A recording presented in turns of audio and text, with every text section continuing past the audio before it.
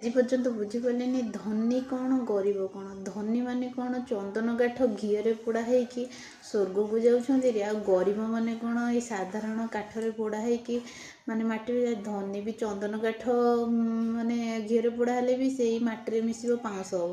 ଆଉ ଗୋଟେ ଗରିବ ଲୋକ ବି ସେଇ ସାଧାରଣ କାଠରେ ପୋଡ଼ିଲେ ବି ମାଟିରେ ମିଶିକି ପାଉଁଶ ହେବ। ତାହେଲେ ଏତେ ଗର୍ବ କ'ଣ ପାଇଁ? ଏତେ ଗରିବ ବୋଲି କାହିଁ ଛୋଟ ଆମେ ତାଙ୍କୁ ମାନିବ କାହିଁକି? କାହିଁକିନା ଗରିବଙ୍କୁ କ'ଣ ଆମେ ଦେଉଛେ? ସିଏ ତାଙ୍କର ଅଳ୍ପରେ ହେଲେ ବି ସେ ତାଙ୍କ ନିଜ ଇଏରେ ରୋଜଗାର କରି ଚଳୁଛନ୍ତି। ଆଉ ତମେ ଧନୀ ହେଲେ କ'ଣ ହେବ? ତମେ ଯାଇକି କ'ଣ ଗାଡ଼ି ଘୋଡ଼ାରେ ଚଳିଲେ କାହାକୁ ଦେଇବ? ତାହେଲେ କାହିଁକି କାହାକୁ ଆମେ ଛୋଟ ନଜରରେ ଦେଖିବା କ'ଣ ପାଇଁ?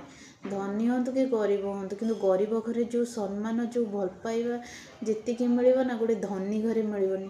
ତେଣୁ ଲୋକମାନେ କ'ଣ ପାଇଁ ଧନୀ ଗରିବ ଭିତରେ ପାର୍ଥକ୍ୟ ଦେଖନ୍ତି ମୁଁ ଆଜି ପର୍ଯ୍ୟନ୍ତ ବୁଝିପାରିଲିନି। କାହାକୁ କେବେ ଛୋଟରେ ଦେଖନ୍ତୁନି, ଛୋଟ ନଜରରେ। କାରଣ ଆପଣ ଯାହାକୁ ଛୋଟ ନଜରରେ ଦେଖୁଥିବେ ନା, ସିଏ କେତେବେଳେ ଆପଣଙ୍କ ନଜର ଉପରକୁ ଉଠି ଯାଇଥିବ, ଆପଣ ତା ନଜର ତଳେ ରହିଯାଇଥିବେ ନା, ସେତେବେଳେ ଆପଣ ତା ହାତରେ ନଜର ମିଶାଇ ପାରିବେ ତ? ତାହେଲେ କାହିଁକି ଆମେ କ'ଣ ପାଇଁ ଅନ୍ୟକୁ ଛୋଟ ଦେଖିବା? ସମସ୍ତଙ୍କୁ ସମାନ ଦୃଷ୍ଟିରେ ଦେଖନ୍ତୁ। ଧନୀ ଗରିବ କିଛି ନଥାନ୍ତି, ମଣିଷ ସମସ୍ତେ ସମାନ। ଆଜି ସେ ଧନୀ ଗରିବ ଅଛି ନା, କାଲି କେତେବେଳେ ଧନୀ ହେଇଯାଇଥିବ, ଆପଣ ତଳକୁ ଆସିଥିବେ। ଜମା ପଇସାକୁ ନେଇ କେବେ ଗର୍ବ କରନ୍ତିନି। ପଇସାର ମୂଲ୍ୟ କିଛି ନାହିଁ। ଗୋଟେ ମୁହୂର୍ତ୍ତ ଏମିତି ଆସିବ ତମ ପାଖରେ କୋଟି କୋଟି ଟଙ୍କା ଥିବ, କିନ୍ତୁ ତମେ ବଞ୍ଚିବା ପାଇଁ ମାନେ ସେ ପଇସା ବି କିଛି କାମକୁ ଆସୁନଥିବ। ତେଣୁ ପଇସାକୁ ନେଇକି ତ କେବେ ଗର୍ବ କରନ୍ତୁ ନାହିଁ।